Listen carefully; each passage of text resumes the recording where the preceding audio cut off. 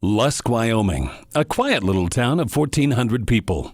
Like all towns, it has a history, but one element of Lusk's history is slightly different. Most frontier towns had a brothel at one time or another.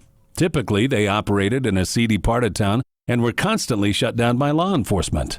But the brothel in Lusk operated openly downtown for 60 years, finally closing in 1978. How was this possible? There are truths and rumors, often overlapping each other, that tell the story of one remarkable lady and how the Yellow Hotel became a legend in its time.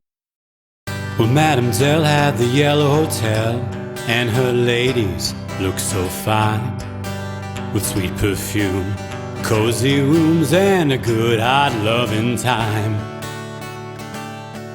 But she sent them to church on Sundays, and some to college too.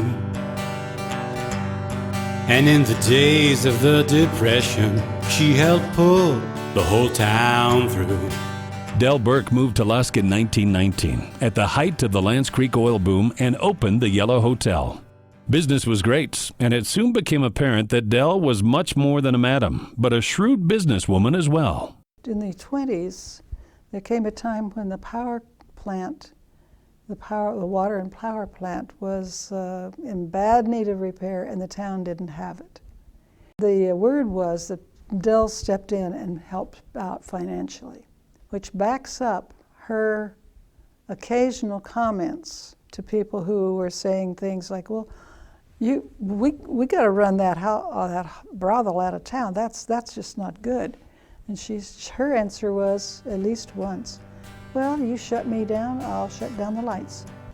She was very concerned about the future of Lusk, I'm assuming, because one of the things she did was she very discreetly and privately helped to fund kids going to college. She always made sure her girls were on their best behavior whenever they ventured to local businesses. A young lady came into the store one day early on. She was dressed in a very bright orange pantsuit. And the minute she stepped in the door, the fragrance of the most wonderful perfume floated through the air. And she probably was carrying the trademark, which was a little dog.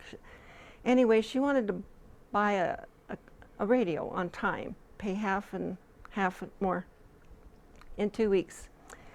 And she asked me if she could do that, and I said, well, I'll have to ask the boss. And so I asked my husband, and I told him she wanted to pay half now and half later. He said, well, who do you work for? And she said, Dell Burke. He kind of wrinkled his brow and he said, what do you do?